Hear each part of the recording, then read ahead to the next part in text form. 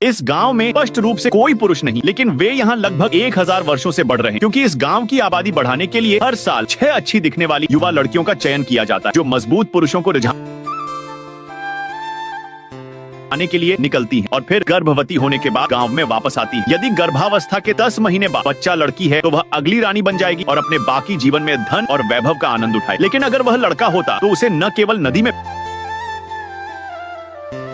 फेंक दिया जाता, बल्कि उसे जीवन भर गांव में मजदूर के रूप में काम करना पड़ता। अपने जीवन को बदलने के लिए इस वर्ष 15 युवा लड़कियों ने चयन में भाग, लेकिन पास होना आसान नहीं। पहला स्तर बीन्स उठाना। यदि दौड़ते समय बीन्स गिर जाती हैं तो आप बाहर हो जाए। जब तक आप आसानी से फिनिश लाइन तक